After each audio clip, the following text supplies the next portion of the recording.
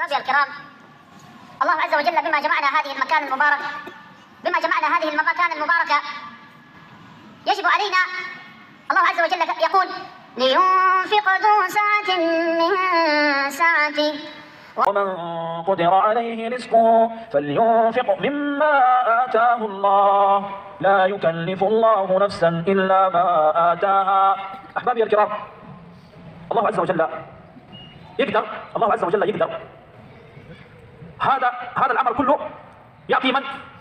يأتي للأمير، للملك. الله عز وجل يقدر يأتي للأمير هذا العمل، هذا بناء مسجد، يقدر يأتي لمين؟ للأمير.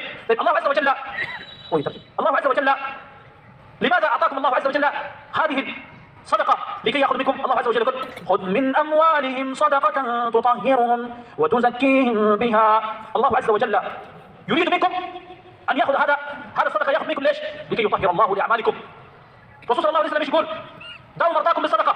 كثير النفر عندنا في مصيبة، لكن الصدقة، الرسول صلى الله عليه وسلم يقول: الصدقة تدفع غضب الرب وتدفع ميتة بلاء السوء. أحبابي الكرام، كل واحد منا الله عز وجل الذي قدر له ما تجود بها نفسكم تصدق في هذه المدرسة.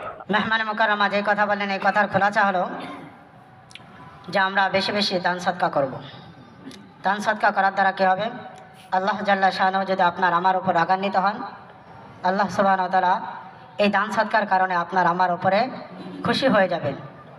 অর্থাৎ এই দান সদকা করার দ্বারা আল্লাহ জাল্লা যে আপনার আমার উপরে যে রাগান্বিত অবস্থায় থাকবেন, এই সব কিছু আল্লাহ সুবহানাহু ওয়া তাআলা দূর করে দিবেন।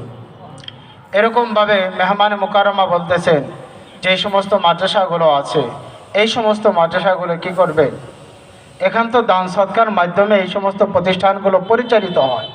এই জন্য আমরা সবাই এই সমস্ত প্রতিষ্ঠানে শুধুমাত্র বাচ্চা কাচ্চাই দেব না, যদি ধন সম্পত্তি থাকে ধন সম্পত্তি দিয়ে এই সমস্ত প্রতিষ্ঠানগুলোকে উঠাবো, এই সমস্ত প্রতিষ্ঠানে দান সদকা করব।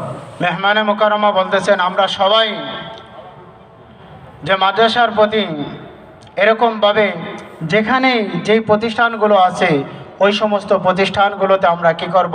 দান সদকা করার চেষ্টা করব। যে যেইভাবে পারি, যদি অর্থ থাকে অর্থ দিয়ে দান সদকা করব, যদি অর্থ না থাকে, যদি সময় দিতে পারি সময় দিয়ে মাদ্রাসা মসজিদগুলোকে সাহায্য সহযোগিতা করব।